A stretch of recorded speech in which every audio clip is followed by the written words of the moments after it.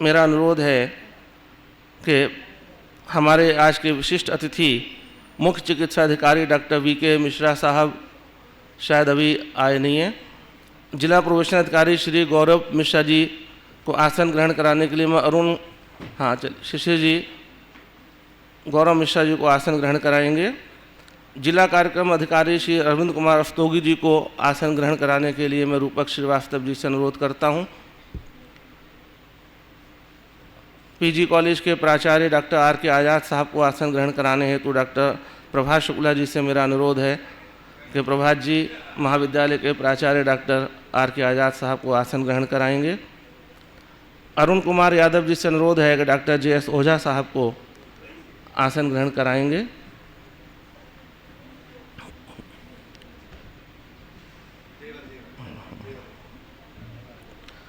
यहाँ पर स्वामी Sukhdevanand PG college और स्वामी सुखदेवानंद विधि महाविद्यालय दोनों के छात्र छात्राएं उपस्थित हैं संयुक्त रूप से। आजकल चूँकि परीक्षाएं चल रही हैं इसलिए बहुत से छात्र जो इस कार्यक्रम में सम्मिलित होना चाहते थे या जिनको आज पुरस्कृत भी होना था वो इस कार्यक्रम में सहभागिता नहीं कर पा रहे हैं क्योंकि वो परीक्षा में इस समय है, परीक्षा दे रहे हैं। लेकिन बाकी जो छात्र छात्राएं हैं वो इस कार्यक्रम को मन से स्वीकार करते हुए यहाँ पर बोली जाने वाली बातों को ग्रहण करें और उसको अपने आचरण में उतारने का प्रयास करें तो ये कार्यक्रम की सार्थकता होगी। क्योंकि जो हमारे इस देश को चला रहा है जिसे हम संविधान कहते हैं, उस संविधान का निर्माता भारत रत्न डॉक्टर भीमराव अंबेडकर जी के संबंध में आज का ये कार्यक्रम आयोजित किया जा रहा है। और इस कार्यक्रम में गण हमारे बोलेंगे जिसमें हमारे विशिष्ट अतिथि आज के कार्यक्रम के अध्यक्ष महोदय सभी हैं। लेकिन मुख्य रूप से इस विचारधारा को समझाने के लिए एक ऐसे विद्वान को चयनित किया गया है जो न केवल राजनीति शास्त्र का ज्ञाता है अपितु उसका सामाजिक ज्ञान भी है, व्यावहारिक ज्ञान भी है और उसका कम्युनिकेशन स्किल संप्रेषण ज्ञान बहुत अच्छा है। मैं ऐसे आज के कार्यक्रम के मुख्य वक्ता को आमंत्रित करता हूं मंच पर डॉक्टर आदित्य कुमार सिंह जी और कमलेश गौतम जी से अनुरोध करता हूं उन्हें मंच पर उनका आसन ग्रहण कराएं। आदित्य कुमार सिंह जी स्वामी सुखदेवानंद स्नातकोत्तर महाविद्यालय में राजनीति शास्त्र विषय के उस विभाग के अध्यक्ष हैं, बड़े अच्छे वक्ता हैं और इस विषय की इनको समझ अत्यधिक है। इसी कारण इनको मुख्य वक्ता के रूप में आज चयनित किया गया है, इनको अवसर दिया गया है। और आप इन सबको सुनेंगे तो आप समझ पाएंगे कि डॉक्टर अंबेडकर का व्यक्तित्व क्या था और इस देश के निर्माण में उनकी महत्वपूर्ण भूमिका थी, कितनी भूमिका थी और हमको उसे कैसे आगे फॉलो करना चाहिए। कार्यक्रम का शुभारंभ करने हेतु मैं मंचासीन अतिथियों से निवेदन करूंगा, कृपया बाबा साहब अम्बेडकर जी के चित्र के समक्ष दीप प्रज्वलित करने का कष्ट करें। और इस हेतु मेरा अनुरोध है Sania Bhatnagar BA LLB 4th semester और निकिता वर्मा BA LLB 6ठे सेमेस्टर की छात्राओं से कि वो दीप प्रज्वलन में सहयोग करेंगी।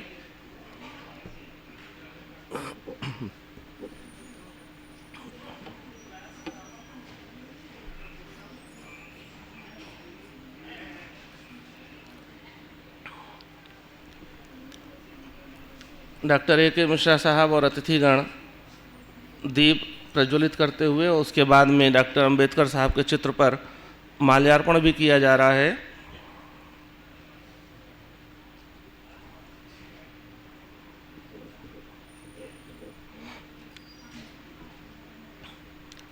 सानिया भटनागर और निकिता वर्मा जो BA LLB की छात्राएं हैं, दीप प्रज्वलन में और माल्यार्पण में अतिथियों का सहयोग करते हुए, साथ में डॉक्टर दीप्ति गंगवार जी जो लॉ कॉलेज में असिस्टेंट प्रोफेसर हैं, दीप प्रज्वलन और बाबा साहब के चित्र पर माल्यार्पण का कार्य पूर्णता की ओर। आदित्य कुमार सिंह जी जो आज के मुख्य वक्ता हैं, उन्होंने माल्यार्पण किया।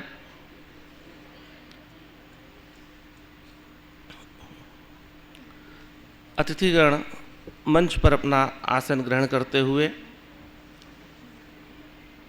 स्वामी सुखदेवानंद विधि महाविद्यालय की छात्राओं Aaradhya Yadav BA LLB 4th semester और श्रुतिका व Nancy BA LLB 6th semester से मेरा अनुरोध है हमारे अतिथियों का चंदन तिलक के द्वारा स्वागत करें।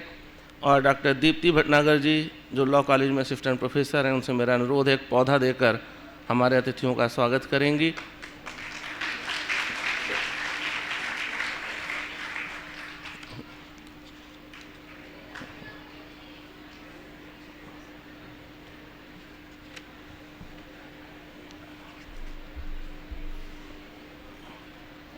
लॉ कॉलेज के प्राचार्य डॉक्टर JS ओझा साहब का चंदन तिलक हुआ, उनको दीप्ति जी ने एक पौधा भेंट किया।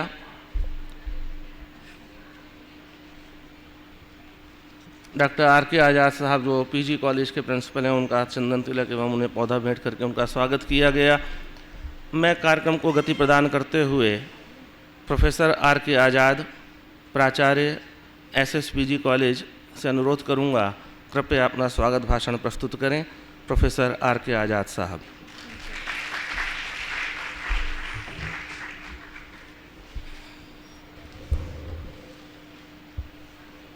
स्वामी सुखदेवानंद कॉलेज, स्वामी सुखदेवानंद लॉ कॉलेज और जिला प्रशासन के संयुक्त प्रयास से लगभग 15 दिनों से अनवरत रूप से चले आ रहे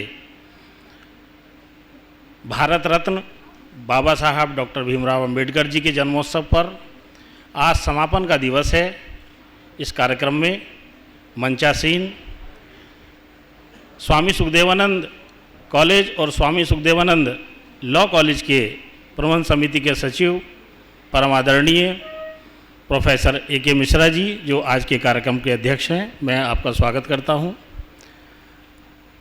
जिला प्रशासन की ओर से हमारे दोनों, वैसे तो 3 अधिकारी हमारे यहाँ डिप्यूट हुए थे, जिनमें से जिला प्रोबेशन अधिकारी श्री गौरव मिश्रा जी, जिला कार्यक्रम अधिकारी श्री अरविंद कुमार रस्तोगी जी और डॉक्टर VK मिश्रा जो मुख्य चिकित्सा अधिकारी हैं जनपद के, मैं आपका स्वागत करता हूं।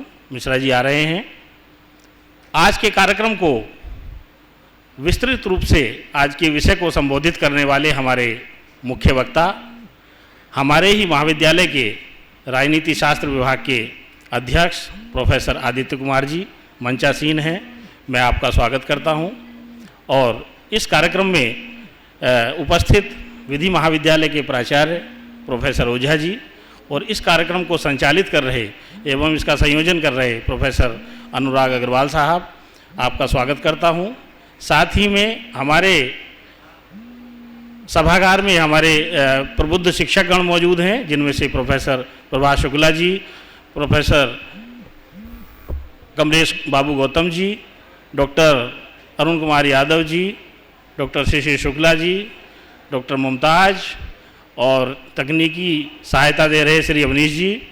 प्यारे विद्यार्थियों, इस विषय पर आज की चर्चा के लिए जिस विषय पर हम लोग यहाँ पर एकत्र हुए हैं, बड़ा ही सारगर्भित विषय है और आप सभी लोगों के बहुत काम का विषय है।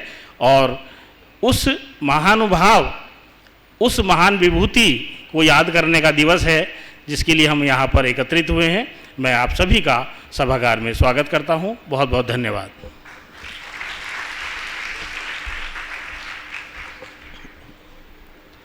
साथियों, आज आपने देखा होगा कि एक परिवर्तन हमने किया स्वागत की व्यवस्था में।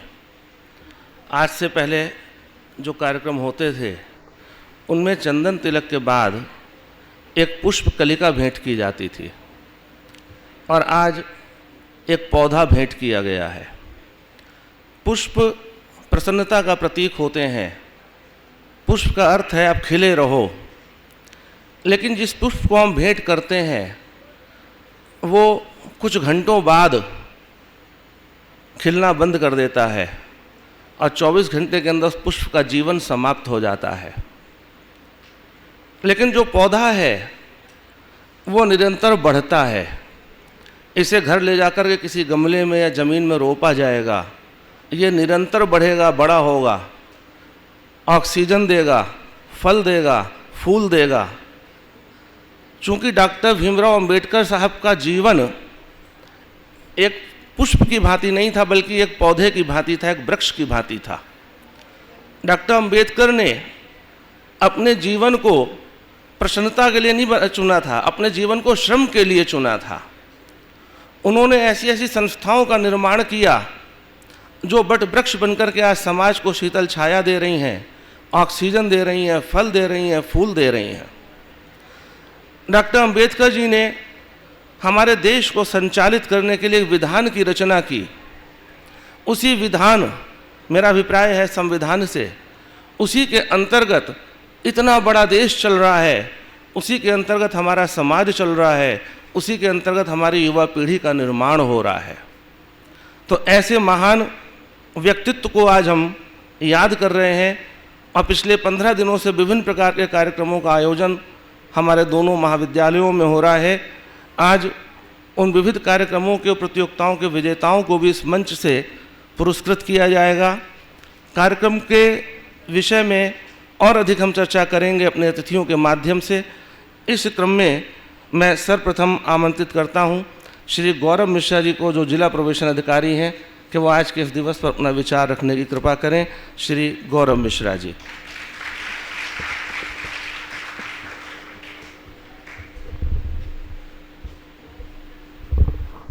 बहुत बहुत धन्यवाद प्रोफेसर अनुराग अग्रवाल जी। मंचासीन सचिव श्री A.K. मिश्रा जी, मुख्य वक्ता आदित्य कुमार जी, जिला कार्यक्रम अधिकारी श्री अरविंद रस्तोगी जी, SSPG कॉलेज के प्रधानाचार्य श्री आज़ाद जी, बहुत बहुत धन्यवाद। इस तरह के जो हम लोग 15 दिन से कार्यक्रम करवा रहे हैं विभिन्न जगहों पे, आज उसका समापन दिवस है। उसको इतने अच्छे तरीके से यहाँ पे जो व्यवस्थाएं हैं उसके लिए बहुत बहुत धन्यवाद, बहुत बहुत आभार।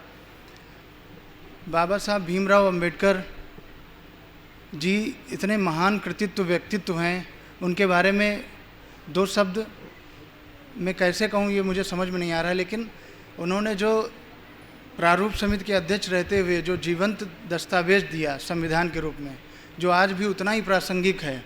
समय समय पे उसमें अमेंडमेंट हुए, लेकिन आज भी वो इस भारत को जितनी अच्छी तरीके से लेके चल रहा है, वो उनकी ही दूरदर्शी सोच थी, उनका अथक परिश्रम, उनका जो पूरा अनुभव था उसका निचोड़ है वो। उनके द्वारा दिया गया संविधान न सिर्फ जो तृणमूल लेवल पे व्यक्ति है उसके लिए, उसके अपलिफ्टमेंट के लिए उपयोगी सिद्ध हो रहा है, बल्कि जो भारतीय समाज का सामाजिक ताना बाना है उसको भी एक सुदृढ़ आकार दे रहा है।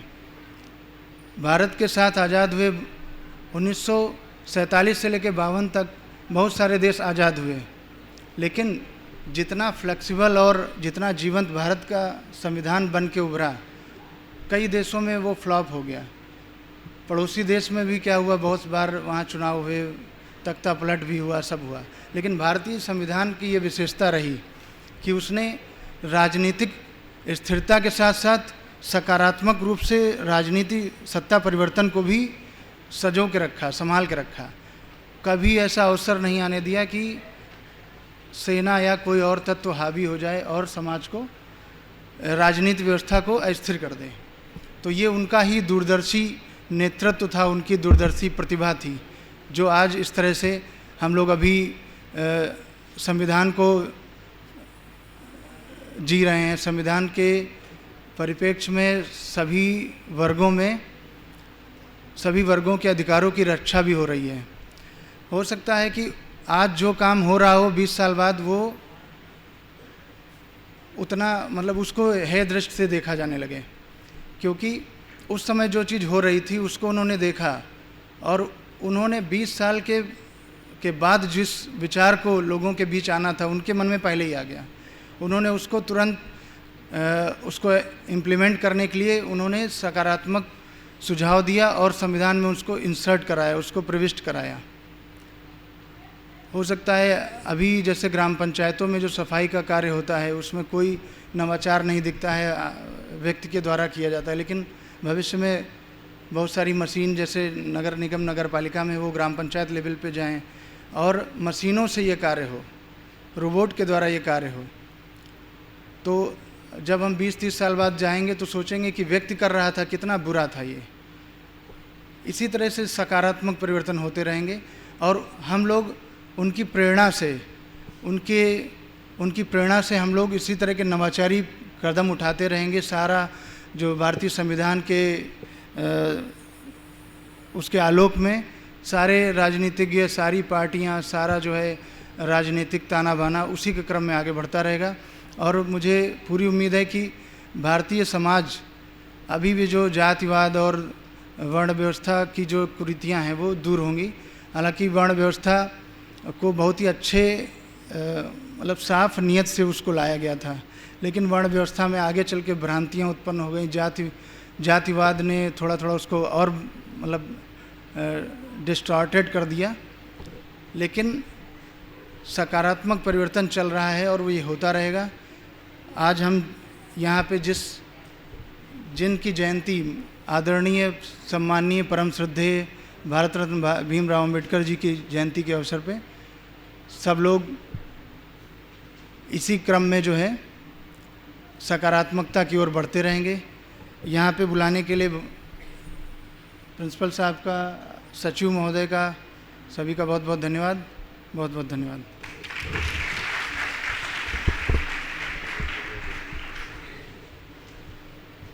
गौरव मिश्रा जी ने अभी चर्चा की।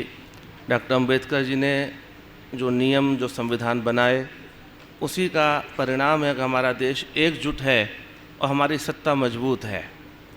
और आज भी एक ऐसी परिस्थिति पिछले कुछ दिनों में उत्पन्न हुई है कि भारत के सामने एक चुनौती आई है और हमें इस बात का गर्व है कि हमारे संविधान निर्माता डॉक्टर भीमराव अंबेडकर जी के द्वारा जो मार्गदर्शन दिया गया है उसी का परिणाम है कि आज सारे राजनीतिक दल और सारे धर्मों के लोग एकजुट होकर केवल एक ही बात कर रहे हैं कि इस व्यवस्था से निपटने के लिए सरकार के साथ खड़े हैं।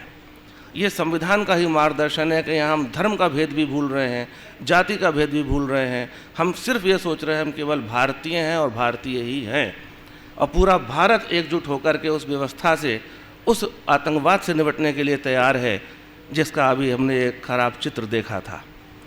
इसी विषय पर आगे बात करने के लिए मैं आमंत्रित करता हूँ श्री अरविंद कुमार रस्तोगी जी को, जो जिला कार्यक्रम अधिकारी हैं, हमारे बीच उपस्थित हैं। आदरणीय श्री अरविंद कुमार रस्तोगी जी।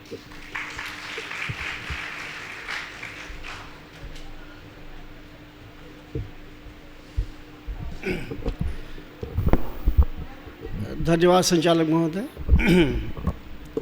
बाबा साहेब डॉक्टर भीमराव अंबेडकर जयंती समारोह के अवसर पर एसएस कॉलेज में आयोजित इस भव्य कार्यक्रम में मैं मंचासीन मुख्य वक्ता, प्रिंसिपल साहब, अन्य मंचासीन अतिथियों का, मंच के सामने उपस्थित समस्त छात्र एवं जो इस कॉलेज के व्यवस्था में लगे हुए जितने भी लोग हैं, मैं उन सभी का हार्दिक स्वागत करता हूं, अभिनंदन करता हूं। सभी लोग जानते हैं ये हम लोग 14 अप्रैल से ही लगातार कार्यक्रम इसके सभी जगहों पर हो रहे थे। इसका एक कार्यक्रम जब एसएस कॉलेज में कराने का एक मुख्य विकास अधिकारी महोदय द्वारा निर्देश दिया गया, प्रिंसिपल साहब से मेरी 2 बैठकों में बात हुई। तो मैं आपके कॉलेज में पहली बार उसी समय, हालांकि जनपद में मैं लगभग 2.5 साल मुझे हो गया यहाँ पर आए हुए। बहुत ही अच्छा आपका विद्यालय है, आपका अच्छा बहुत ही अच्छा परिसर है, साफ़ सफाई है, मैं देखा। और प्रिंसिपल साहब ने कहा कि आप बिल्कुल निश्चिंत रहिए, बहुत ही हम लोग इसको व्यवस्थित तरीके से और एक भव्य कार्यक्रम हमारा आयोजित होगा, और ये बात उनकी बिल्कुल सही निकली। यहाँ पर सारी व्यवस्थाएं मैं देखा चाक चौबंद रही, विद्यार्थी सभी अनुशासित तरीके से अपने हॉल में बैठे रहे और सारे अतिथिगण हमारे समय से यहाँ पर उपस्थित हो गए। सीएमओ साहब कहीं ना कहीं ज़रूर कुछ ना कुछ व्यवस्थाएं रहेंगी, भी नहीं आ पाए, अगर उन्हें समय मिलेगा वो भी आएंगे। चूँकि एक जो भी कार्यक्रम होते हैं, हम लोग महापुरुषों की जयंती मनाते हैं, तो ज़्यादातर मैं देखता हूँ विद्यालयों में, चाहे वो बेसिक के हों या माध्यमिक के हों या डिग्री कॉलेज हों, छात्र लगातार इन सब कार्यक्रमों में शामिल रहते हैं और वो लगातार एक ही बात सुनते रहते हैं कि हाँ भाई फला का जन्म 14 अप्रैल 1891 में हुआ था, उन्होंने बहुत सामाजिक विषमताएं झेली, हमारे संविधान के रचयिताकार थे। ये सब बातें लगभग सभी लोग सभी जगह कही जाती हैं और सभी लोग इससे अवगत ही हैं। मैं इस अवसर पर इस मंच का इस्तेमाल या इस मंच के अवसर पर मैं ज़रूर कहूँगा कि यहाँ पर मुझे लगता है विद्यार्थियों में ज़्यादातर सब लॉ कॉलेज के ही इसमें विद्यार्थी मेरे ख्याल से बहुत सारे आए हुए हैं। लॉ कॉलेज के जो विद्यार्थी हैं वो केवल एक डिग्री लेने के लिए मुझे लगता नहीं पढ़ रहे हैं।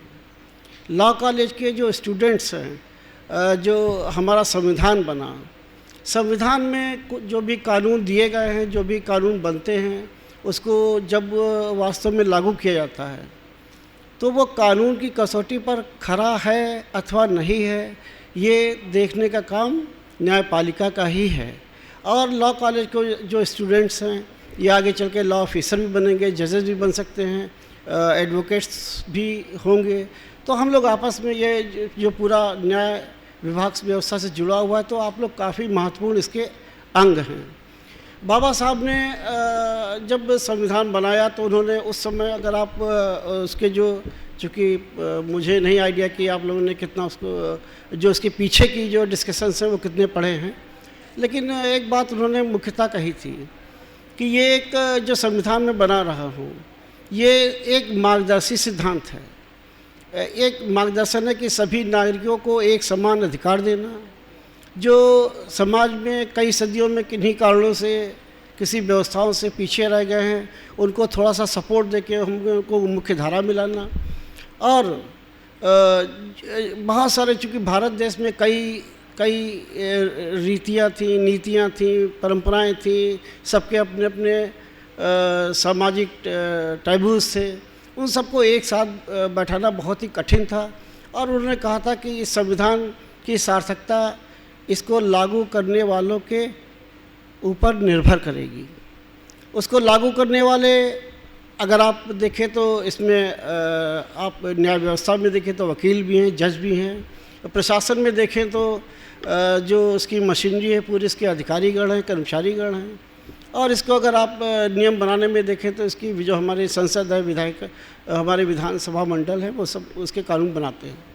अर्थात इसमें जो नियम कानून जो एक मार्गदर्शी दिखाए गए हैं और जो सबके ऊपर बाध्यकारी भी हैं, ऐसा नहीं कि बाध्यकारी नहीं है,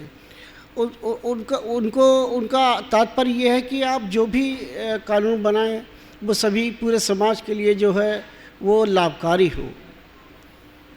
और हम सब लगातार प्रयास करते हैं, आप लोग भी लगातार अगर न्यूज़पेपर से देखते होंगे, मीडिया में देखते होंगे, लगातार इस पर हम लोग या चलती रहती है इस पर बहस कि इस प्रावधान का यहाँ पर उपयोग किया गया, यहाँ पर दुरुपयोग किया गया, सभी लोग कहते रहते हैं। अर्थात इसका उपयोग और दुरुपयोग हम ही लोगों के ऊपर निर्भर है। हम लोग को देखना है कि हम इसको किस रूप में पढ़ रहे हैं। अगर कोई एक सकारात्मक बात कहीं से भी आती है तो मुझे लगता है कि हम सभी को उसके सकारात्मक पहलुओं को पहले देखना चाहिए।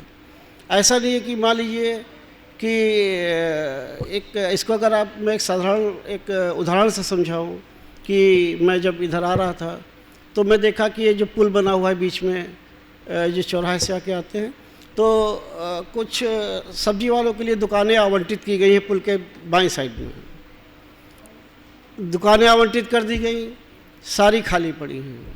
वो इसलिए की गई थी कि भाई ठीक है, सड़क से लोग वहाँ पर बैठेंगे, जिसको सब्जी लेनी वो वहाँ से जाके ले लेगा, तो सड़क हमारी बाधित नहीं होगी। लेकिन क्या हुआ, आवंटित हो गई, नगर निगम में दर्ज भी होंगी, सबको आवंटित भी होंगी, लेकिन बैठे सब सड़क पे ही हैं। केवल छोटी सी एक सुविधा की, अरे यार वहाँ तक कौन जाएगा, अरे उतर के गाड़ी से, गाड़ी में बैठे बैठे लाओ ले लेंगे हम, तो हमको भी आराम, सब्जी वाले को भी आराम कि नहीं जाना है। एक आया, फिर 2 आए, फिर 10 आए, फिर सब आ गए, वो पूरी दुकानें खाली हो गई। क्या वो संविधान के अंतर्गत दुकानें नहीं बनी, क्या वो संविधान के अंतर्गत दुकानें आवंटित नहीं हुई, लेकिन जिनको लागू करना था उनकी जो भी समस्याएं हों, कुछ ना कुछ इच्छा शक्ति में जरूर कमी रही। ये सब चीज़ें ऐसी छोटी छोटी हैं। हम सभी लोग देखते रहते कि कोई भी नियम कानून बना है तो इसको पहले आचरण में कौन लाएगा। हम सोचते हैं कि पहले अरे वो तो ला नहीं रहे, हम क्यों लाएं। यही करते करते करते 140 करोड़ देश में कोई भी आप एक रूलिंग बनाइए, वो कहीं ना कहीं अपने पूरे उद्देश्यों को प्राप्त नहीं कर पाती।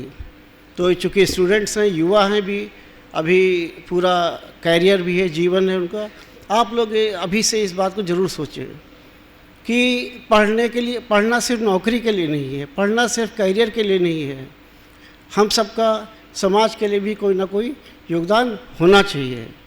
हमने अगर पढ़ा, कोई जानकारी मिली तो हमारा ये दायित्व है कि हम 2 लोगों को और बताएं कम से कम कि देखो नहीं ये ठीक नहीं है या ये ठीक है। इसको ज़रूर अवेयर करेंगे, तभी बाबा साहब ने जो एक इतना अच्छा संविधान बनाया कि जिससे सभी नागरिकों को एक समानता का हक हासिल हुआ और देश को चलाने की एक विधि व्यवस्था उनके द्वारा दी गई, वो सही रूप में लागू हो पाएगी। साथ ही साथ एक इस मंच से मैं ज़रूर एक अनुरोध भी करूँगा कि देखिए, जब बाबा साहब ने अपने जीवन में बहुत से भेदभाव का सामना किया, उसके बाद उन्होंने अपने अनुभव बहुत जगह शेयर भी किए। हम लोग भी जब पढ़ रहे थे तो हम लोग को भी, जो हम लोगों ने पढ़ा या किसी ने बताया, हम लोग के भी दिमाग में बहुत सारी बातें थीं। लेकिन समाज में इतना बड़ा बदलाव आया है कि आप देखिए कि आज उनकी जयंती मनाने के लिए हम सभी लोग बैठे हुए हैं। इसमें क्या ऐसा है कि फलाने नहीं आए कि वो नहीं है, सब लोग बैठे हुए हैं। तो समानता का जो उन्होंने सपना देखा था वो पूरा हो रहा है। इसमें किसी को भी ये नहीं सोचना चाहिए कि अरे नहीं बाबा साहब हमारे थे, बाबा साहब उनके थे। ऐसा नहीं है, बाबा साहब सभी के थे और हैं सभी ने उसको स्वीकार किया। कुछ को सबसे मत भिन्नता हो सकती है, इसमें दो राय नहीं है, लेकिन अगर आप समग्र रूप में देखेंगे तो पूरे अगर उस समय का भी अगर आप देखें, आज़ादी के समय का भी, तो 32-35 करोड़ जनसंख्या थी। तो 32 करोड़ लोगों के लिए एक कानून बनाना इतना आसान नहीं है, लेकिन उन्होंने ऐसा संविधान बनाया कि धीरे धीरे वो अपना रूप लेता गया, जिससे कोई सभी को स्वीकार हो सके। सभी ने उसको स्वीकार किया और धीरे धीरे उसका परिणाम ये आया कि सारे स्टूडेंट में कोई भेदभाव नहीं है कि वो क्लास नहीं जा सकते, कि हम पढ़ नहीं सकते, कि हम पानी नहीं पी सकते, कि हम सड़क पे नहीं जा सकते। ऐसा कहीं नहीं रह गया। तो हम दोनों ही लोगों को, जिनको बाबा साहब के थ्रू समानता का अधिकार मिला है और जिन्होंने उस अधिकार को स्वीकार किया है, दोनों ही पक्षों को आपस में हमेशा तालमेल से रहना चाहिए। न किसी को इसका अभिमान होना चाहिए, न किसी को पश्चाताप होना चाहिए। इन्हीं शब्दों के साथ मैं अपनी बात को समाप्त करूंगा। विद्यालय प्रबंधन को, इस आयोजन समिति को भी मैं बहुत बहुत धन्यवाद दूंगा कि उन्होंने मुझे इस अवसर पर बोलने का अवसर प्रदान किया। बहुत बहुत धन्यवाद। जय हिंद।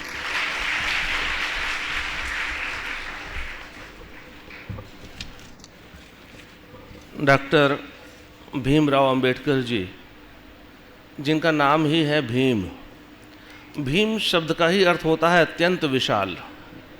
जैसा उनका नाम था वैसा ही उनका व्यक्तित्व भी अत्यंत विशाल था, बहुआयामी था। उनके पास ज्ञान का विशाल सागर था, क्योंकि इतनी ज़्यादा डिग्रियां उनके पास थीं कि ये कहा जाता था कि उस समय वो एशिया के और शायद विश्व के सबसे ज़्यादा पढ़े लिखे व्यक्ति थे। ऐसे विशाल व्यक्तित्व को कुछ शब्दों में और कुछ मिनटों में आप तक पहुंचा पाना असंभव है, लेकिन विद्वानों का काम होता है कि वो गागर में सागर भरते हैं और कम शब्दों में बड़ी बड़ी बातों को, बड़ी बड़े ज्ञान को लोगों तक संप्रेषित करने में सफल होते हैं।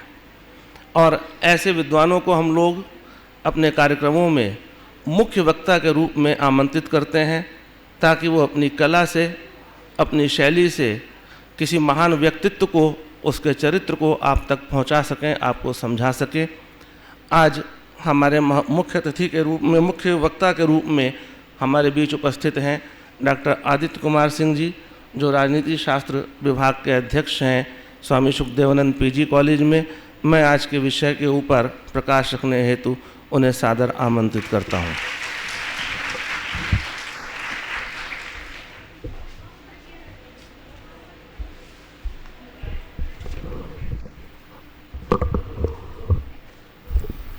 धन्यवाद अनुराग जी। सर, एक बात मैं क्लियर कर दूं यहाँ पर कि मैं, ये जितने बच्चे बैठे हुए हैं, मुझे लगता है कि आधे से ज़्यादा तो मेरी क्लास में आते होंगे। तो ना तो मैं यहाँ कोई आमंत्रित सदस्य हूँ, और ये हमारा अपना कार्यक्रम है। हमारे जो अतिथि बाहर से आए हुए हैं, गौरव मिश्रा जी और अरविंद कुमार जी, हम उनका स्वागत करते हैं। मंच पर आसीन आज के हमारे कार्यक्रम के अध्यक्ष, हमारे महाविद्यालय के सचिव सम्माननीय डॉक्टर ए के मिश्रा साहब, हमारे महाविद्यालय के प्राचार्य सम्माननीय डॉक्टर आर के आज़ाद साहब, विधि महाविद्यालय के प्राचार्य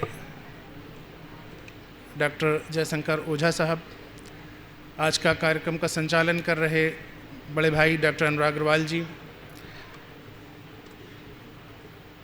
और एक बार पुनः मैं जिला कार्यक्रम अधिकारी श्री अरविंद कुमार जी और जिला प्रोबेशन अधिकारी श्री गौरव मिश्रा जी को का सम्मान करता हूं कि आप हमारे इस कार्यक्रम में आए। सभागार में उपस्थित हमारे बड़े भाई प्रभाष शुक्ला जी, शिशिर शुक्ला जी, अरुण कुमार यादव जी, पवन जी, कमलेश गौतम जी, मैं,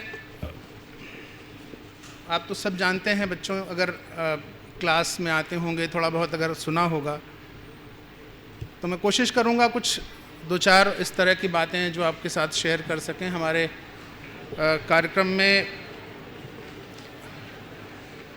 संभवतः मुख्य चिकित्सा अधिकारी महोदय पधारे हैं। आप सभी तालियां बजाकर उनका स्वागत करें।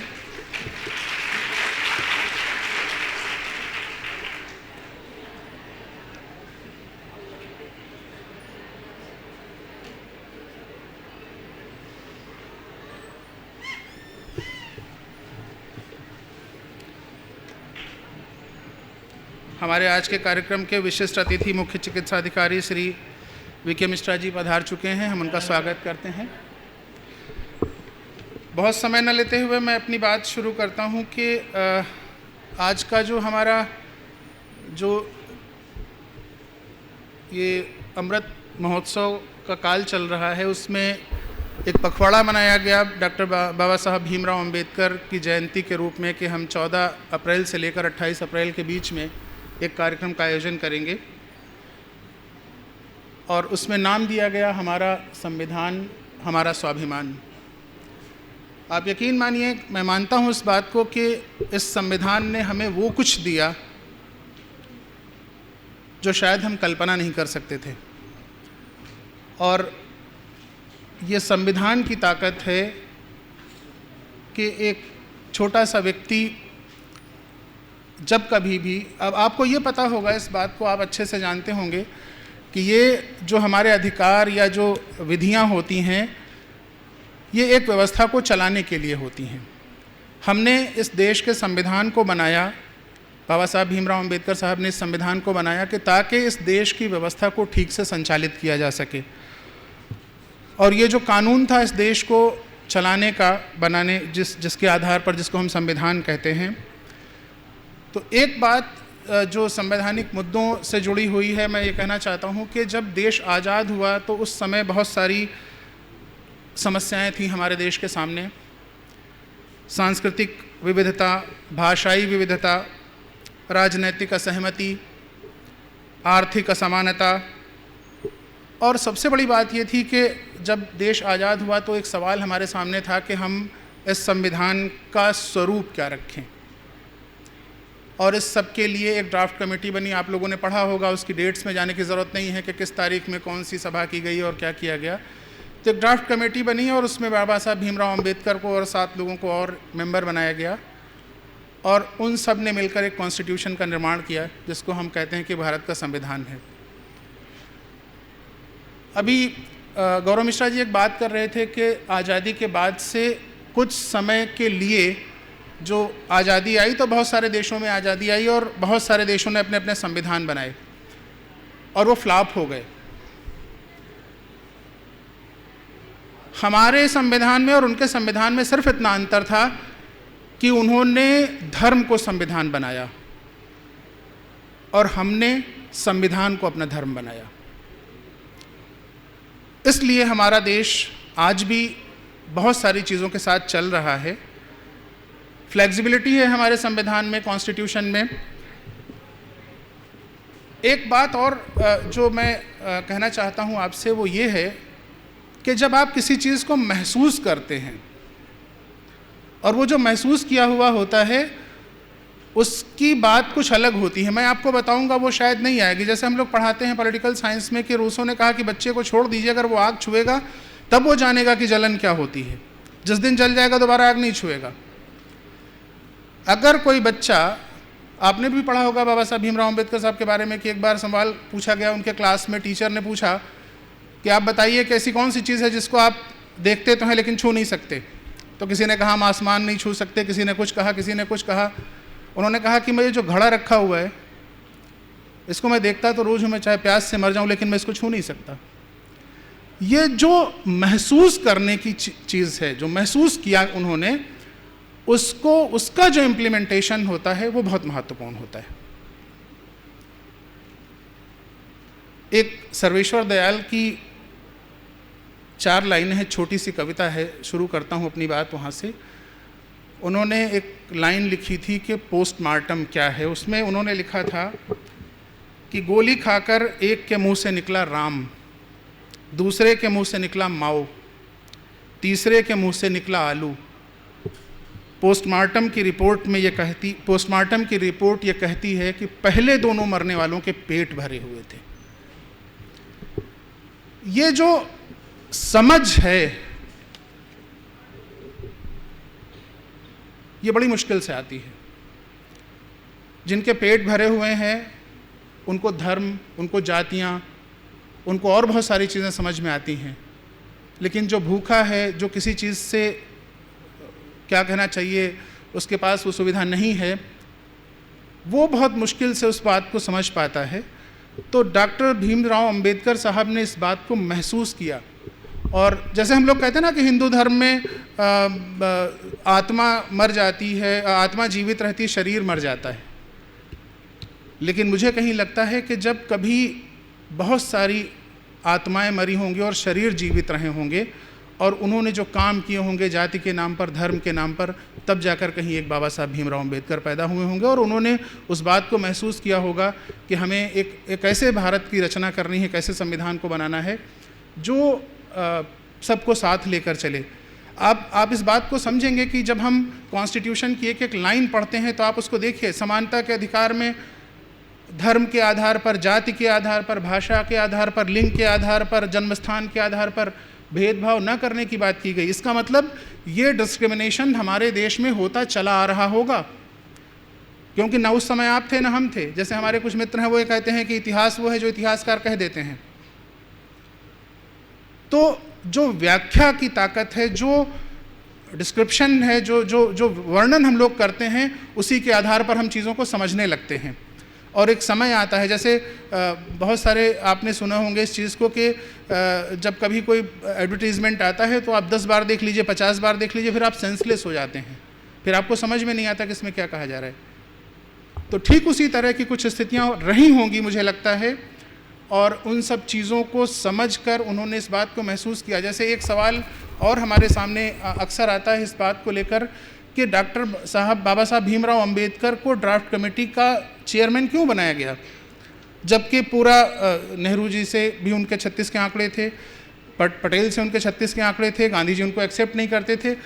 मैं मानता हूँ इस बात को कि शायद जब हमको हमारी देश को आज़ादी मिली होगी, उस आज़ादी के बाद इस देश के नेताओं ने ये बात को समझा होगा कि किस तरह से इन अंग्रेज़ों ने हमारे अंदर फूट डालो और राज करो की नीति करके वो हिंदू मुसलमान के नाम पर, जातियों के नाम पर, अलग निर्वाचन मंडल के नाम पर किस तरह से विभाजन किया है। तो ये जो चीज़ थी, इसको लेकर उनको ये लगा होगा कि अंबेडकर की एक किताब है जिसमें उन्होंने पाकिस्तान और पार्टीशन ऑफ इंडिया जो छपी थी, उसमें उन्होंने लिखा था कि जब संख्या में कम हो जाते हैं लोग तो वो डरने लगते हैं, उनको ये डर सताने लगता है कि कहीं हमारे साथ कोई अन्याय ना हो जाए, इसलिए वो यूनाइट होते हैं। और जब आप यूनाइट होते हैं तो जाहिर सी बात है आप हिंड्रेंस क्रिएट करेंगे, आप कहीं ना कहीं, आप देखिए पूरे समाज में, सोसाइटी की जो स्थिति है वो शायद यही है कि जब कहीं भी 4 लोग इकट्ठे हो जाते हैं, वो सड़क पे खड़े हो जाते हैं तो छीटाकसी करते हैं या कुछ इस तरह के काम हो जाते हैं। तो जब कोई भी यूनाइट होते हैं, अच्छी बात है यूनाइट होना, लेकिन वो डर के जब आप यूनाइट होते हो तो आप कहीं ना कहीं उसको रिटेलिएट करते हैं, आप उसके प्रति विद्रोह करते हैं। तो ये बात मुझे कहीं महसूस हो रही है कि शायद इसलिए बनाया गया होगा। इसमें मुझे कोई संकोच नहीं इस बात को कहने में कि जब उनको ड्राफ्ट कमेटी का मेंबर बनाया होगा, चेयरमैन बनाया गया होगा, तो भारत के नेताओं के मन में ये सवाल होगा कि भारत एक सही दिशा में जाना चाहिए, उसका विकास होना चाहिए। और अभी जो सर बात कर रहे थे अरविंद रस्तोगी जी, कि अंबेडकर साहब ने कहा था कि संविधान हम बना कैसा भी दें, ये निर्भर करता है उन लोगों पर जो उसको चलाएंगे। ये बहुत ज़रूरी है कि आप उसको कैसे चलाएंगे। आप देखिए, जब कॉन्स्टिट्यूशन हमारा तैयार हुआ, देश में बनाया गया, तो हमने कुछ इस तरह के अरेंजमेंट किए, फ्लेक्सिबिलिटी इस तरह की है कि जो राज्यों के नाम हैं वो एक सामान्य संशोधन से चेंज हो जाते हैं, बदल जाते हैं। जैसे एक शब्द था यूनियन ऑफ स्टेट और एक था फेडरेशन, 2 शब्द इस्तेमाल किए गए कॉन्स्टिट्यूशन में। इस बात पे चर्चा हो रही थी कि फेडरेशन शब्द इस्तेमाल किया जाए या यूनियन ऑफ स्टेट शब्द इस्तेमाल किया जाए। तो फेडरेशन का मतलब होता है कुछ लोग मिलकर आपस में सहमति के आधार पर संघ बनाते हैं, वो फेडरेशन होता है। अंबेडकर साहब ने कहा कि हम फेडरेशन नहीं बना रहे हैं, हम एक यूनियन हैं, हम एकीकरण है। हमारे राज्यों की जो सीमाएं हैं वो किसी भी समय चेंज हो सकती हैं, हम अपनी सहमति के आधार पर, हमारी कोई शर्तें नहीं हैं। तो यूनियन ऑफ स्टेट इस कॉन्स्टिट्यूशन में वो शब्द शामिल किया गया जिसके आधार पर इस जो भारत हमारा, जिसमें हम लोग राज्यों की बात करते हैं, कल्पना करते हैं, आपने देखा होगा उत्तर प्रदेश से अलग करके उत्तराखंड बना दिया गया, बिहार से अलग करके झारखंड बना दिया गया, है ना। तो ये एक सामान्य सी प्रक्रिया है, उसके आधार पर हमारा कॉन्स्टिट्यूशन काम करता है। उन चीज़ों में, जैसे अभी हम बात कर रहे थे, जैसे आपके अधिकार हैं, समानता का अधिकार है, स्वतंत्रता का अधिकार है, शोषण के विरुद्ध अधिकार है, ये सारे चीज़ें शामिल की गई। आप तो सारे बच्चे हैं, स्टूडेंट्स हैं, अगर हमारे क्लास में, अगर मैं पढ़ाता हूँ इस बात को कि जो मौलिक अधिकार हैं आपके, वो सरकार के खिलाफ हैं, अगेंस्ट हैं। एक किताब थी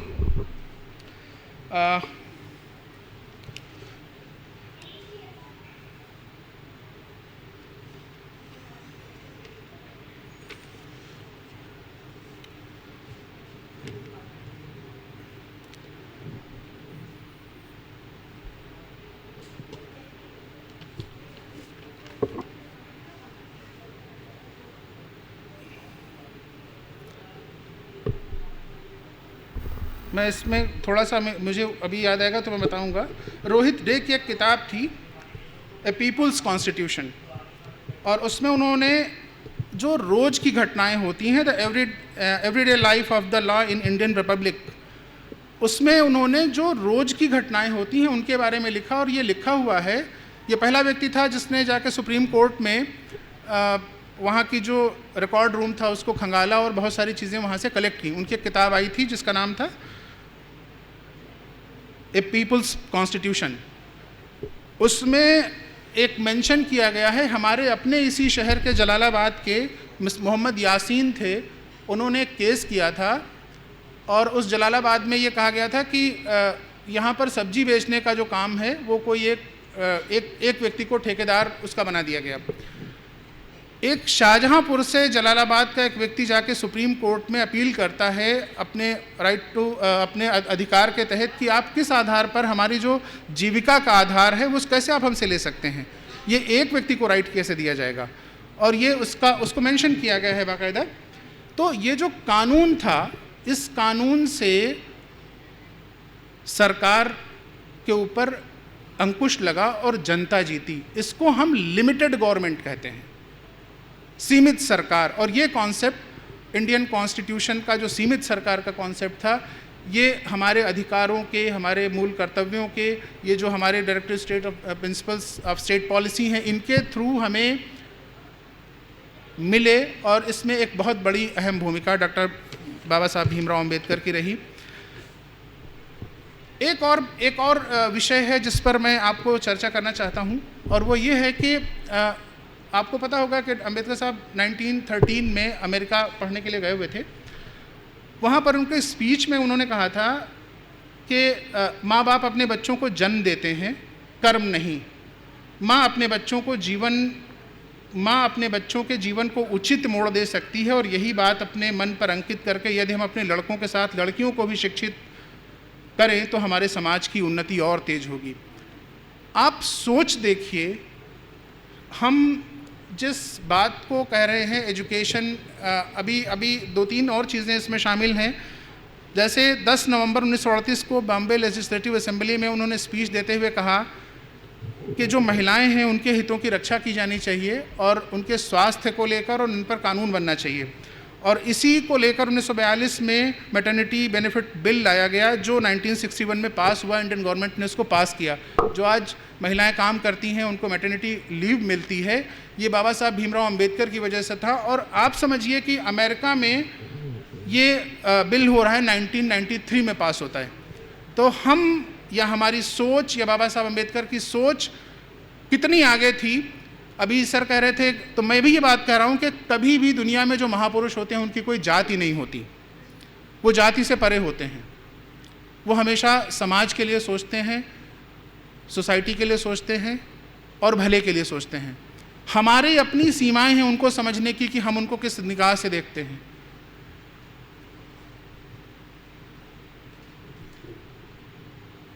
जब कॉन्स्टिट्यूशन बन रहा था तो एक स्टेटमेंट था अंबेडकर साहब का, मैं पढ़ के आपको सुनाना चाहता हूँ। उन्होंने कहा था कि 26 जनवरी 1950 को हम अंतर विरोधों के जीवन में प्रवेश करने जा रहे हैं। राजनीति में तो हमें समानता प्राप्त होगी, लेकिन सामाजिक और राजनीतिक जीवन में हमें समानता प्राप्त नहीं होगी। राजनीति में हम एक व्यक्ति एक वोट और एक मूल्य के सिद्धांत को स्वीकार करेंगे, लेकिन हमारे सामाजिक और धार्मिक जीवन में हम एक व्यक्ति एक मूल्य के सिद्धांत को नकारते हैं। आप इस बात को बेहतर समझ सकते हैं। आज भी गाँव में चले जाइए या सोसाइटीज़, उन सोसाइटीज़ में जो प्रिमिटिव टाइप की सोसाइटीज़ हैं, आप जाइए, आप इस अंतर को महसूस करेंगे। हम कहते हैं कि हम आज़ादी का अमृत महोत्सव मना रहे हैं, 75 साल हमारी आज़ादी के हो गए, लेकिन आप इस बात को महसूस करेंगे कि ये इस तरह का डिस्क्रिमिनेशन आज भी सोसाइटीज़ में है। एक और चीज़ जो हमारे कॉन्स्टिट्यूशन में बाबा साहब अम्बेडकर की देन है, वो ये है कि हमने विधि के समक्ष समानता और विधि का समान संरक्षण, 2 शब्दों को शामिल किया।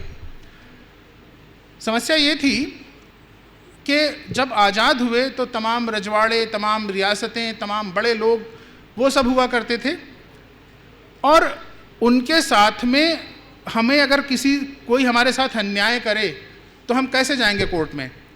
तो एक शब्द इस्तेमाल किया गया, ये जो विधि के समक्ष समानता है, ये हमारे कॉन्स्टिट्यूशन में इंग्लैंड से लिया गया कि कानून की नज़र में चाहे वो राजा हो, चाहे वो प्राइम मिनिस्टर हो, चाहे वो मिनिस्टर हो, चाहे कोई अधिकारी हो, चाहे कोई एक सब्जी बेचने वाला व्यक्ति हो या कोई मजदूर हो, कानून की नज़र में सब समान हैं।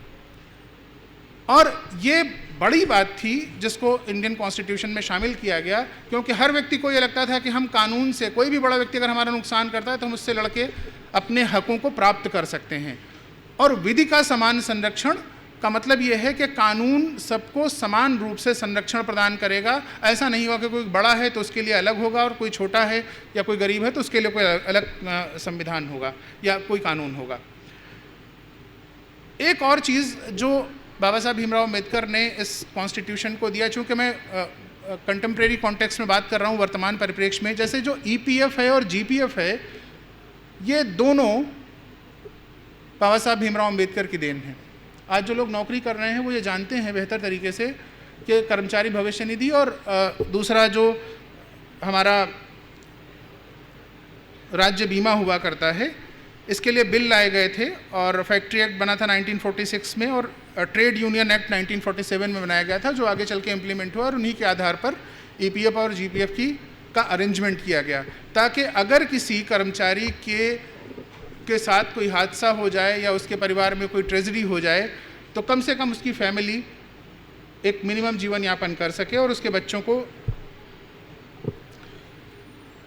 नौकरी मिल सके। एक किताब की चर्चा मैं आपसे करना चाहता हूँ, बहुत ज़्यादा समय नहीं लूँगा। मुझे लगता है कि एक किताब थी उनकी, the caste in India, their mechanism, genesis and development. ये 1916 में लिखी गई थी कि जाति प्रथा क्या है, उसकी उत्पत्ति कैसे हुई और उसका विकास कैसे हुआ। इसमें केवल एक सवाल था अंबेडकर साहब का, वो ये था कि ये जाति प्रथा इतनी जटिल क्यों है, इतनी मुश्किल क्यों है, जो समझ में नहीं आती। और दूसरी बात ये थी कि इसका आधार क्या है। तो आधार में इसी किताब में उन्होंने लिखा कि जब हम उस सोसाइटी के अंतर में शादियां करते हैं तो हम एक ग्रुप, क्लोज्ड ग्रुप में आ जाते हैं, तो इसलिए इस तरह की सोसाइटीज़ का जन्म होता है। और दूसरी एक किताब थी उनकी, the untouchable who were they why and become untouchable. ये 1948 में आई थी कि अस्पृश्य कौन है और वो क्यों बने। और उन्होंने एक सवाल इसमें किया था कि क्या जो धार्मिक सुधार आंदोलन है ये अनटचेबिलिटी को, अस्पृश्यता को ख़त्म करने के लिए पर्याप्त हैं। तो ये 2-3 सवाल थे जो उन्होंने अपनी कुछ पुस्तकों में उठाए। मैं इस बात को मानता हूँ कि जब हमारे देश में एक संविधान बनाया गया, कॉन्स्टिट्यूशन बनाया गया और उस कॉन्स्टिट्यूशन में इस तरह के अरेंजमेंट किए गए कि किसी भी व्यक्ति को जाति के आधार पर, धर्म के आधार पर, भाषा के आधार पर, क्षेत्र के आधार पर उसके साथ कोई डिस्क्रिमिनेशन नहीं होगा। और ये जानकारी आज भी बहुत सारे लोगों को नहीं है। तो आज जब हम उनका पखवाड़ा मना रहे हैं, उनके जीवन पर उनकी जयंती मना रहे हैं और उनके बारे में बात कर रहे हैं, तो हमें ये बात समझनी होगी कि जिन चीज़ों को लेकर, जिन लड़ाइयों को जिनको लेकर उन्होंने लड़ाइयाँ लड़ी, उन्हें हमें समझना होगा और सोसाइटी के उस व्यक्ति को भी इसके लिए जागृत करना होगा कि वो ये जाने कि उसके अधिकार क्या हैं, सरकार की सीमाएं क्या हैं। एक लाइन है लास्ट में, मैं पढ़ना चाहता हूँ कि जब डर पता चला तभी ताकत पता चली, सीने में आग सीने की हिम्मत पता चली, शर्तों पे तेरी बिकने को से इनकार कर दिया तब जाके अपने आप की कीमत पता चली।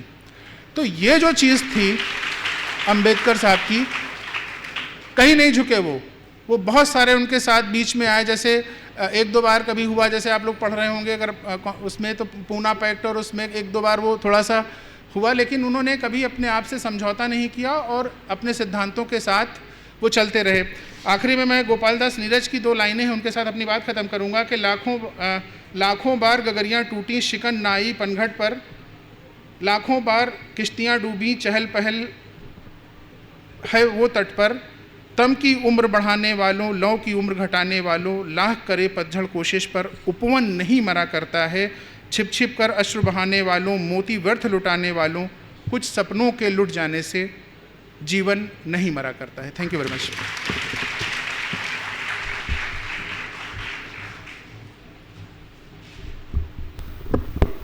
डॉक्टर आदित्य जी जो आज के कार्यक्रम के मुख्य वक्ता थे, उन्होंने अनेक उदाहरणों के साथ अपनी बात, डॉक्टर अंबेडकर के विचारों को पहुंचाने का प्रयास आप तक किया, सफल प्रयास किया। और जिस तरह से बच्चे हैं तो उन्होंने कई उदाहरणों को जोड़कर और बीच में कई काव्य क्षेत्रों को जोड़ करके डॉक्टर अंबेडकर के विचारों को आप तक पहुंचाया।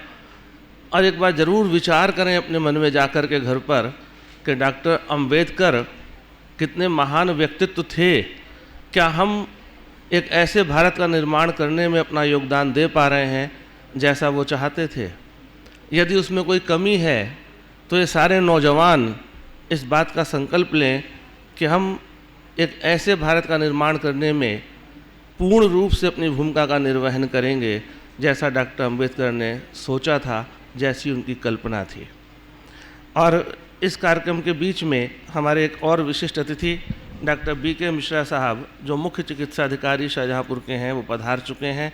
मैं उनके स्वागत हेतु डॉक्टर दीप्ति जी से अनुरोध करता हूं कि छात्राओं BA LLB की छात्रा दीप्ति भटनागर जी के निर्देशन में आराध्या यादव और श्रुतिका और नैन्सी चंदन तिलक और एक पौधा भेंट करके आपका स्वागत किया जा रहा है।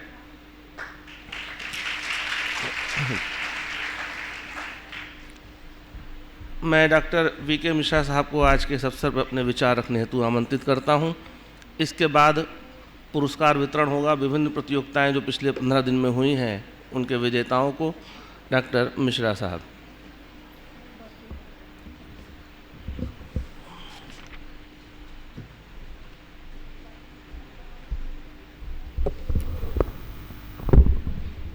हमारे मंच पर उपस्थित सभी विद्यजन और हमारे विशिष्ट अतिथि DPO और DPRO साहब जो है, और बड़े ही कुशलता से मंच का संचालन कर रहे हैं हमारे अनुराग अग्रवाल जी, उप प्रधानाचार्य जी, और उपस्थित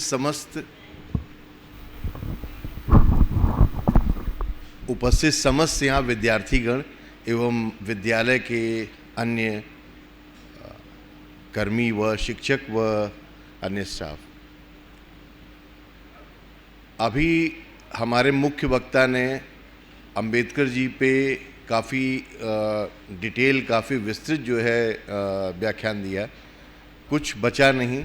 लेकिन मैं सिर्फ इतना कहना चाहूँगा आपसे, संविधान को अगर देखें तो इट इज़ संविधान, मतलब सब के लिए एक विधान है, दैट इज़ संविधान। वो छोटे बड़े, महिला पुरुष, उच्च नीच, सब के लिए एक ही संविधान है, दैट इज़ संविधान।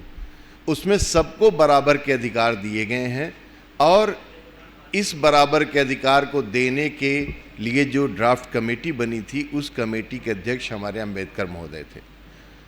महान जो है विचारक और कई डिग्रियों से सुशोभित, उन्होंने अपने जीवन में बहुत सी डिग्रियां लीं और सभी डिग्रियों में उन्होंने एक तरह से सर्वोच्च स्थान प्राप्त किया, और ये दिखा दिया कि यदि आप में लगन है तो आपके लिए दुनिया की कोई भी चीज़ें असंभव नहीं हैं।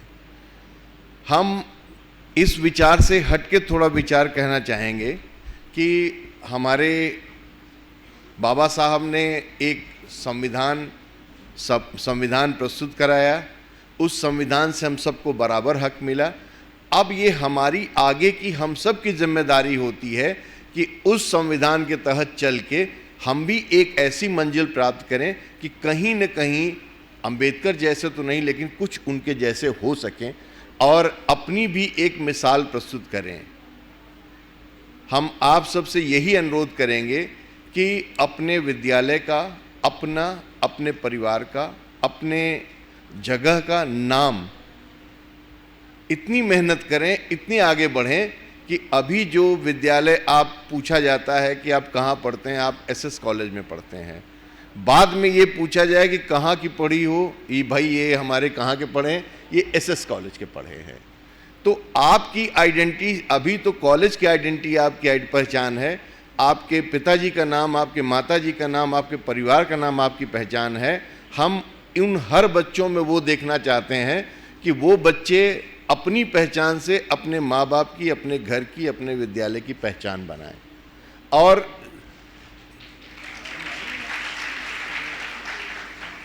देखिए, अंबेडकर को, BR अम्बेडकर बाबा साहब को हम लोग क्यों मानते हैं? क्योंकि उन्होंने एक मिसाल प्रस्तुत की, इतनी बड़ी मिसाल प्रस्तुत की कि अपने देश को एक स्वयं का संविधान दिया जिससे हम स्वायत्तशाही हो पाए। नहीं तो हम अंग्रेजों का संविधान चलाते थे। उन्होंने आपके देश को पूर्ण आज़ादी दी। 47 में 15 अगस्त 47 को तो हम आज़ाद हुए थे, लेकिन 26 जनवरी 50 को जो हमारा संविधान लागू हुआ है, तब वास्तव में हम आज़ाद हुए हैं, अपने नियम कानून के तहत आज़ाद हुए हैं। तो हम ये चाहते हैं कि जैसे उन्होंने मिसाल बनाई, उस मिसाल पे उतनी आगे जाना चाहें तो बड़ी अच्छी बात है, नहीं तो कुछ कदम तो चल के दिखाएं। ये हमारी बाबा साहब के प्रति असली ये एक समर्पण होगा कि हम जो है उनके पद पे कुछ आगे चले हैं और अपनी मिसाल प्रस्तुत किए हैं। हम सिर्फ आपसे अनुरोध करते हैं कि हर बच्चे में वो क्षमता है कि वो कुछ कर दिखाए, बस अपने को जानने की ज़रूरत है। अपने को जान लीजिए, आप निश्चित रूप से बहुत कुछ कर पाएंगे। मैं सभी का धन्यवाद देते हुए कि मुझे यहाँ बुलाया गया, मैं आप सभी बच्चों से एक निवेदन, निर्देश और एक अनुरोध करना चाहूँगा कि दुनिया में जीत का कोई विकल्प नहीं होता है। तो मैं अपनी 2 लाइनें कहना चाहूँगा आपसे कि ईश्वर का दिया कभी अल्प नहीं है, जो जीवन में छूट जाए वो विकल्प नहीं, संकल्प नहीं है। जीत को हार से दूर ही रखना मेरे दोस्त, क्योंकि दुनिया में जीत का कोई विकल्प नहीं है। मैं अपनी बात समाप्त करता हूं, आपको शुभकामनाओं के साथ कि आप आगे बढ़ें, प्रगति करें और अंबेडकर जैसी बनना चाहें तो बने, नहीं तो कम से कम उसके नीचे कुछ तो बने, कुछ तो अपनी मिसाल एक अपने नाम से पहचाने जाएं। All the best, wishing you all the best, and संविधान के दायरे में जो कुछ मैक्सिमम कर सकें करें। हमारी शुभकामनाएं और आशीर्वाद आपको। धन्यवाद।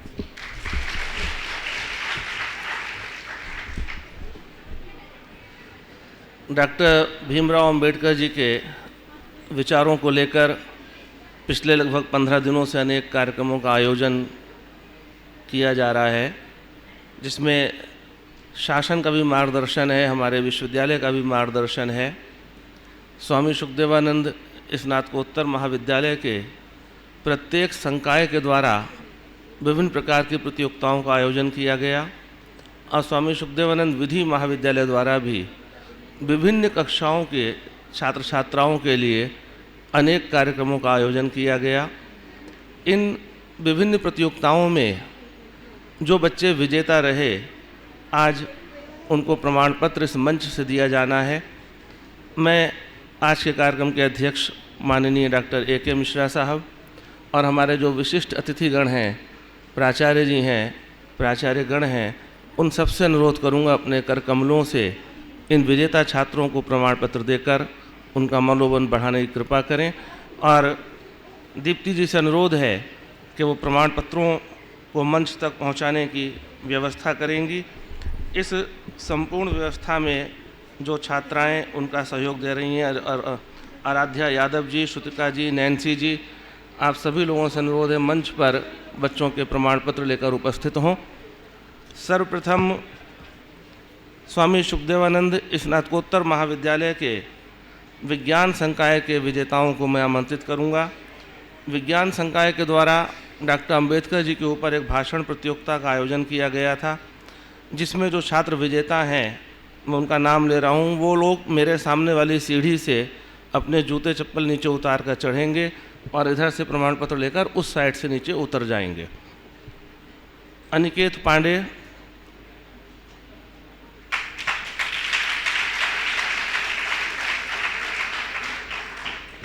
क्या ये सारे छात्र विजेता उधर बैठे हैं? अगर ये उधर बैठे हैं तो व्यवस्था ऐसी कर लेते हैं, उधर से चढ़ेंगे, इधर उतर जाएंगे। अनिकेत पांडे, इन्होंने प्रथम स्थान प्राप्त किया था भाषण प्रतियोगिता में। कृष्ण कुमार देवल, अब आप लोग फिर उधर से ही आइए, इधर से उतर जाइए। कृष्ण कुमार देवल, द्वितीय पुरस्कार। मिस्टर अनुराग, आते जाइए, हम नाम पुकार रहे हैं, नीचे खड़े होते जाइए ताकि टाइम ना लगे। इसके बाद रिद्धि सिंह और अनुज यादव। रिद्धि सिंह, मिस्टर अनुराग, द्वितीय पुरस्कार प्राप्त किया आपने भी। रिद्धि सिंह और अनुज यादव आप दोनों ने तृतीय स्थान संयुक्त रूप से प्राप्त किया। कला संकाय के द्वारा भाषण प्रतियोगिता आयोजित की गई, जिसमें प्रथम स्थान सारस्वत पांडे, दूसरा स्थान आयर्षी और तीसरा कपिल कुमार। तीनों छात्र उधर से जाइए, अब उधर से व्यवस्था, चलो उधर से व्यवस्था कर दी अब, क्योंकि बच्चे ज़्यादातर उधर बैठे हैं। प्रथम स्थान सारस्वत पांडे, द्वितीय आयर्षी, तीसरा कपिल कुमार। कपिल कुमार, हाँ इधर आ जाइए। इसके बाद कंप्यूटर साइंस के छात्र पंक्ति में आ जाएं। आस्था शुक्ला, सूर्या पांडे और निहारिका सिंह। कंप्यूटर साइंस ने भाषण प्रतियोगिता का आयोजन किया था। प्रथम स्थान प्राप्त किया है आस्था शुक्ला ने, द्वितीय स्थान सूर्या पांडे ने और तीसरा स्थान है निहारिका सिंह का। कृपया लाइन से आ जाएं। इसके बाद तैयार रहेंगे बीबीए के छात्र हजारा शकील, अनुष्का सक्सेना, नीलाक्षी, अजीत और तनिष्का। ये इधर लाइन लगा लीजिए आकर के इस साइड में।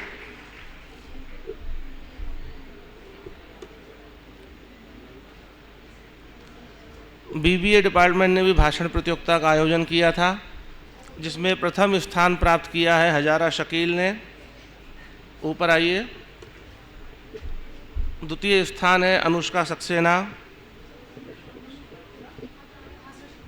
हजारा शकील बीबीए से प्रथम स्थान प्राप्त किया था भाषण प्रतियोगिता में। द्वितीय स्थान अनुष्का सक्सेना, तृतीय स्थान नीलाक्षी और तनिष्का संयुक्त रूप से।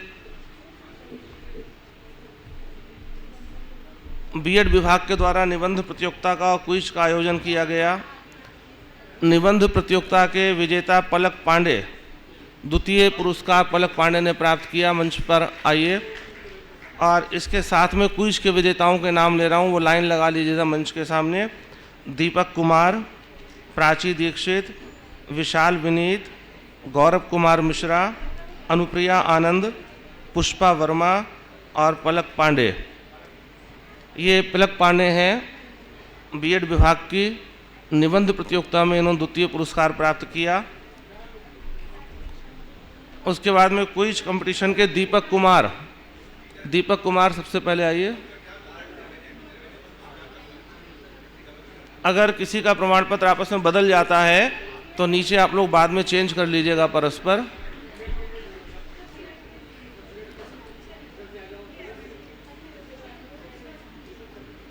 दीपक कुमार, अगर ना हो तो प्राची दीक्षित। चलिए।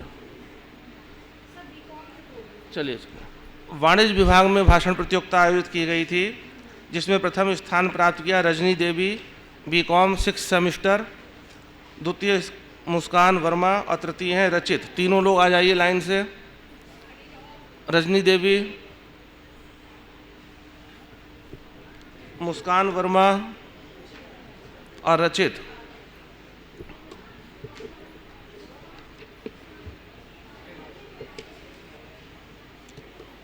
रचित शायद नहीं है। एसएस लॉ कॉलेज के द्वारा भी अनेक प्रतियोगिताओं का आयोजन किया गया। एक प्रतियोगिता में अंतर्राष्ट्रीय सेमिनार का आयोजन करते हुए बच्चों को रिसर्च पेपर पढ़ने को कहा गया था। तो बेस्ट रिसर्च पेपर अवार्ड जो दिए हैं उसमें मिस सुभी प्रथम पुरस्कार जीता है, दूसरी हैं शोएब हुसैन और तीसरी हैं अंशिका यादव। ये तीनों छात्र क्रम से आ जाएं। प्रथम पुरस्कार इंटरनेशनल सेमिनार में जो आर्टिफिशियल इंटेलिजेंस और डॉक्टर बाबा साहब के विचारों से संबंधित थी, उस पर प्रथम पुरस्कार जीता है सुभी ने। शोएब हसन द्वितीय पुरस्कार जीता है शोएब हसन ने, और तृतीय पुरस्कार जीता है अंशिका यादव ने। डॉक्टर अंबेडकर को भाषण प्रतियोगिता का आयोजन लॉ कॉलेज द्वारा किया गया, जिसमें पुरस्कार इस प्रकार है। अंशिका यादव प्रथम पुरस्कार, अनन्या वर्मा द्वितीय पुरस्कार, प्रिया तृतीय पुरस्कार, अंशिका यादव, अनन्या वर्मा और प्रिया। एक पोस्टर मेकिंग कंपटीशन भी लॉ कॉलेज के द्वारा आयोजित किया गया था, जिसमें पुरस्कार है Shweta first prize, Iqra second prize, Arya Singh third prize, Akriti Mishra और नेहा कंसोलेशन प्राइज। ये पांचों बच्चे लाइन से आ जाएं जल्दी से। सर हमारे यहाँ से बच्चे ना यहाँ पे इन्वर्टिस में गए थे, इनकी प्रोग्राम था विधिशाला नेशनल लॉ फीस्ट। ये हमारे फर्स्ट रनर अप है, ये सेकंड रनर है। अच्छा।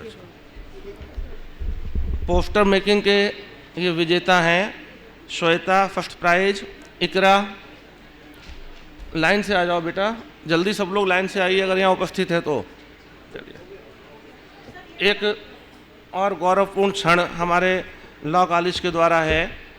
बरेली में यूनिवर्सिटीज विश्वविद्यालय के द्वारा एक विधिशाला का आयोजन किया गया था, जो राष्ट्रीय स्तर पर आयोजन था।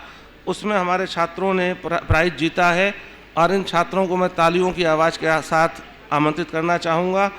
अमृत सिंह और सौम्या तोमर, जोरदार तालियों से उनका स्वागत भी करिए, क्योंकि ये राष्ट्रीय स्तर के पुरस्कार को प्राप्त करके आए हैं। अपने शहर का और अपने कॉलेज का नाम इन्होंने राष्ट्रीय स्तर पर ऊंचा किया है। यूनिवर्सिटीज विश्वविद्यालय में जो नेशनल लेवल ऑफ विधिशाला का आयोजन किया था, उसमें आप लोगों ने प्राइज प्राप्त किया है। अमृत सिंह और सौम्या तोमर, ये दोनों BA, Amrit Singh BA LLB second semester के हैं और Saumya Singh LLB second semester की।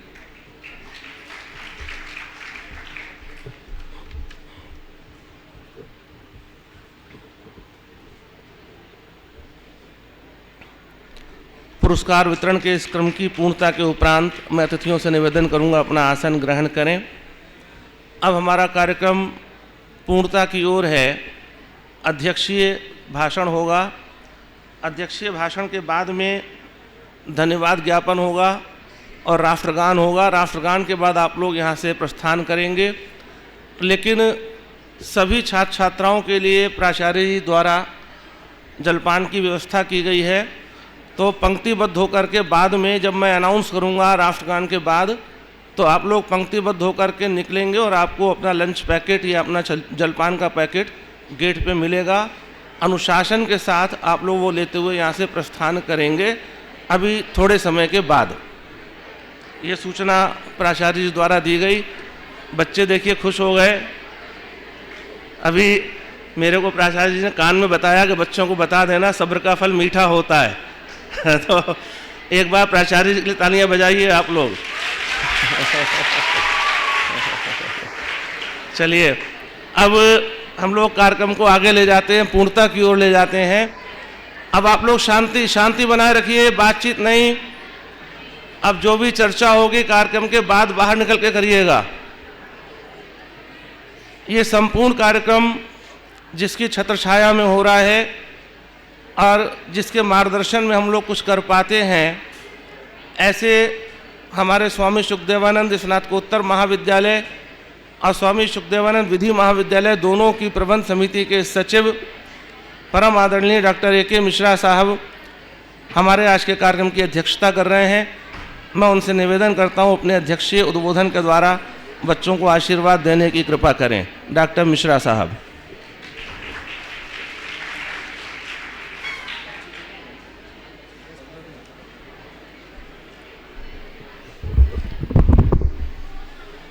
भारत रत्न बाबा साहब डॉक्टर भीमराव अंबेडकर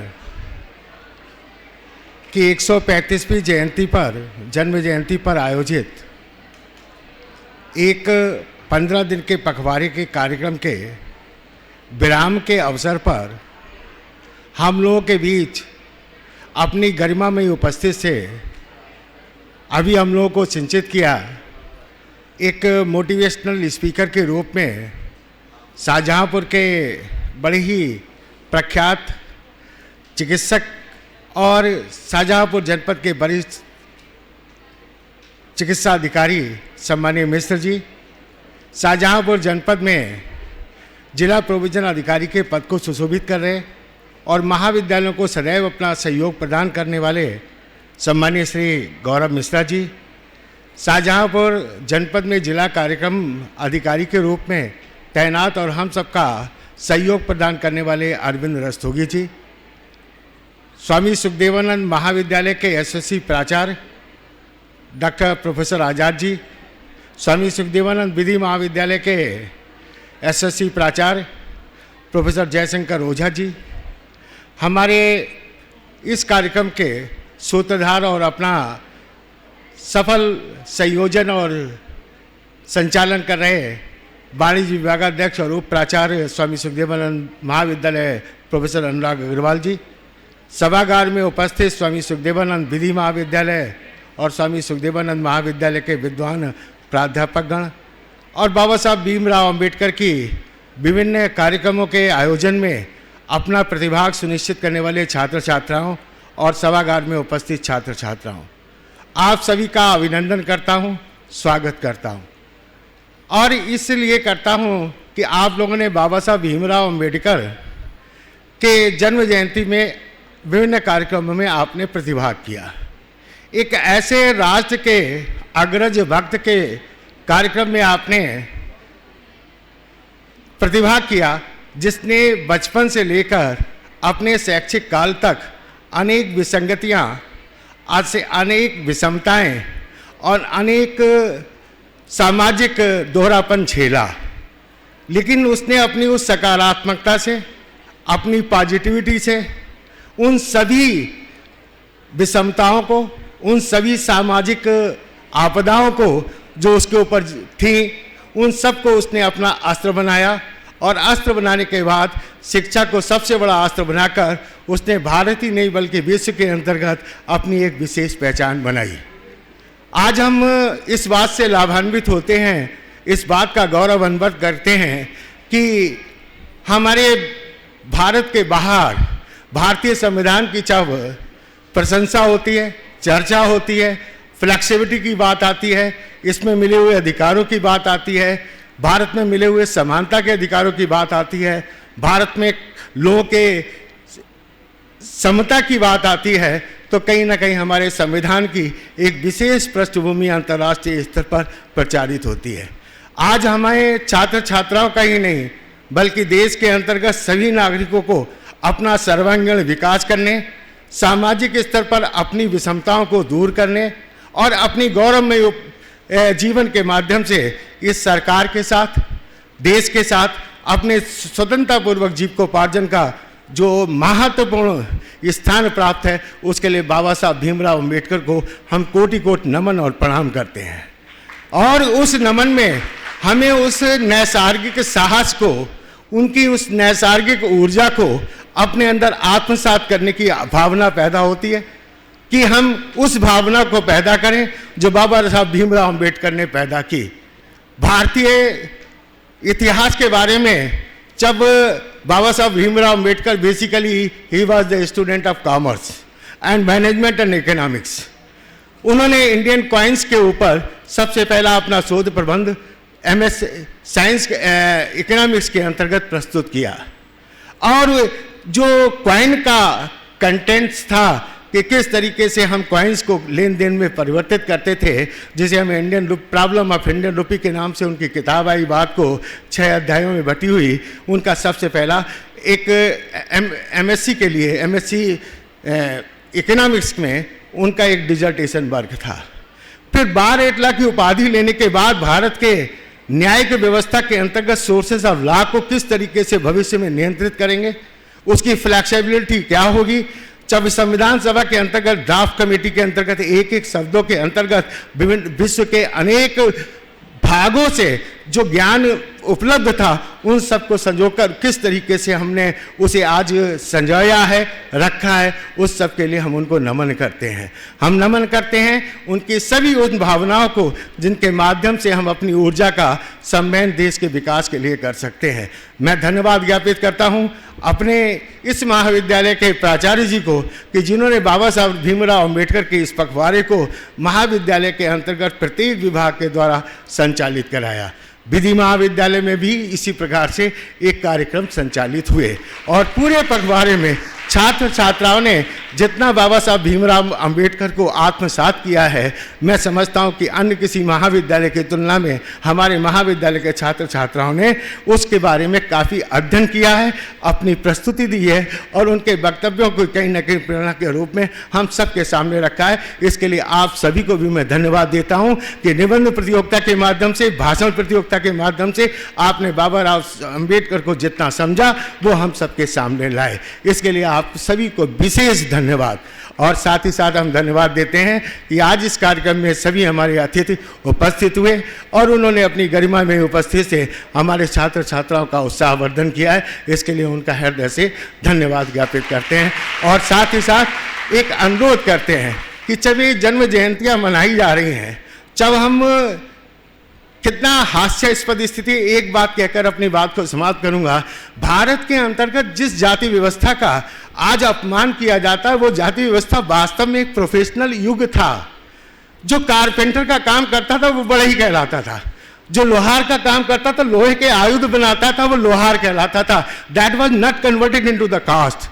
इसके बारे में हम लोग आपके साथ कभी विस्तृत चर्चा करते हैं या हमारे आए हुए अतिथि भी चर्चा करते हैं। जिस कास्ट सेगमेंट्स को आज हमने छुआछूत अस्पृश्यता का जो भावना पैदा की थी, वो हमारे गुलामी के कालखंड में हमारे शासकों द्वारा पैदा की गई थी। भारत की सनातन सभ्यता के अंतर्गत ऐसी छुआछूत की भावना थी नहीं। मैं इन्हीं शब्दों के साथ अपनी बात को समाप्त करता हूँ और बाबा साहब भीमराव अम्बेडकर को पुनः एक बार हृदय से नमन करता हूँ। आप सबको विशेष धन्यवाद देता हूँ कि आपने उन्हें आत्मसात करने का प्रयास किया। Thank you very much.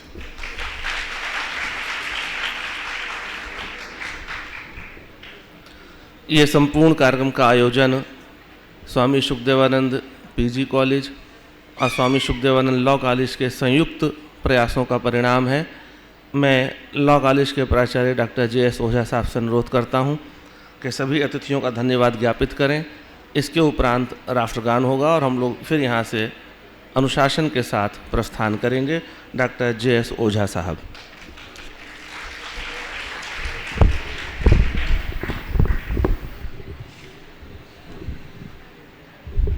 आज के कार्यक्रम हमारा संविधान हमारा स्वाभिमान, भारत रत्न बाबा साहेब डॉक्टर भीमराव अंबेडकर जी की जयंती के उपलक्ष्य में यह कार्यक्रम स्वामी सुखदेवानंद स्नातकोत्तर महाविद्यालय और स्वामी सुखदेवानंद विधि महाविद्यालय के संयुक्त तत्वाधान में आयोजित किया गया। आज के कार्यक्रम की अध्यक्षता कर रहे परमादरणीय हम लोग के प्रेरणा स्रोत प्रोफेसर AK मिश्रा जी, आप SSPG college, SS law college प्रबंध समिति के सेक्रेटरी हैं, सचिव हैं। विशिष्ट अतिथि मुख्य चिकित्सा अधिकारी शाहजहांपुर डॉक्टर BK मिश्रा जी, जिला प्रोफेशन अधिकारी शाहजहांपुर श्री गौरव मिश्रा जी, जिला कार्यक्रम अधिकारी शाहजहांपुर श्री अरविंद कुमार रस्तोगी जी, SSPG कॉलेज के परमादरणीय professor doctor RK Azad ji प्राचार्य, और आज के कार्यक्रम का संचालन कर रहे प्रोफेसर डॉक्टर अनुराग अग्रवाल जी, और मुख्य वक्ता हम लोग के भी प्रेरणा स्रोत, हमेशा हम लोग की निवेदन को स्वीकार करने वाले प्रोफेसर डॉक्टर आदित्य कुमार सिंह जी, सभागार में उपस्थित प्रोफेसर डॉक्टर प्रभात शुक्ला जी और शिशिर शुक्ला जी, हमारे सभी सम्मानित प्राध्यापकगण, छात्रों छात्राओं, बहुत आप लोगों ने चर्चाएं सुनी भारत के संविधान के प्रारूप समिति के जो अध्यक्ष थे भारत रत्न डॉक्टर भीमराव अंबेडकर जी की। निश्चित रूप से एक विधि के विद्यार्थी होने के नाते मैं आपसे कहना चाहूँगा कि आप निश्चित रूप से संविधान को पढ़ें। संविधान क्या है और कैसे, संविधान की जो पदयात्रा है, संविधान निर्माताओं ने जो संविधान जिस लक्ष्य और उद्देश्य के साथ बनाया, जो उन्होंने यात्राएं तय की, उसको निश्चित रूप से पढ़ा जाना चाहिए। किसी भी राष्ट्र की समाज में तमाम प्रकार की विषमताएं होती हैं और उन विषमताओं को, जो उन चुनौतियों को फेस करता है, जो उन चुनौतियों को स्वीकार करता है, वही निश्चित रूप से परिवर्तन लाता है। ऐसे तमाम आपके उदाहरण विश्व के तमाम देशों के जो भी इस तरीके से महानायक हैं उनके द्वारा पढ़ने को मिलती होगी। आपको निश्चित रूप से पढ़ना चाहिए। उसमें से एक बाबा भीमराव अंबेडकर साहब थे, जिन्होंने जो भारत के तत्कालीन जो परिस्थितियां थी, जो समाज के सामने चुनौतियां थी, उनका उन्होंने अध्ययन किया और यह देखा कि भारत को एक कैसे संविधान की जरूरत है। जो भारत जातियों के रूप में बटा हुआ है, बहुत इसकी विविधताएं हैं, भौगोलिक रूप से बहुत असमानताएं हैं। इसलिए जो भारत के संविधान का कॉन्सेप्ट था, उसको उन्होंने बहुत सारे देश के संविधान का अध्ययन करने के बाद एक ऐसा संविधान देने का प्रयास किया कि वह संविधान लंबे समय तक अपना कार्य करे, लंबे समय तक जीवित रहे। इसलिए जब कभी भी विधियों का भी निर्माण किया जाता है तो जो विधि निर्माता होते हैं वह संविधान की कसौटी पर उसे कसने का प्रयास करते हैं और जो समाज की आवश्यकता है उसके अनुरूप उन विधियों का निर्माण किया जाता है, ताकि समाज उसे सर्वांगीण रूप से बिना किसी असहजता के साथ सहजता से उसे स्वीकार करे, तब विधि अपने उद्देश्यों को प्राप्त करती है। इस तरीके से संविधान के बहुत सारे प्राविधान हैं जिसको आप पढ़ेंगे। संविधान सर्वोपरि है, सर्वोच्च है। इस तरीके की व्यवस्था की गई है कि कोई भी पूरे संसद के सदस्य भी मिलकर के संविधान के जो आधारभूत तत्व हैं उसको समाप्त नहीं कर सकते हैं। एक ऐसे संविधान की संरचना की गई है। निश्चित रूप से यह संविधान अपने उद्देश्यों को पूरा करेगा और हमारा देश निश्चित रूप से विश्व में एक अग्रणी देश के रूप में अपनी भूमिका निभाएगा। इन्हीं शब्दों के साथ मैं अपनी वाणी को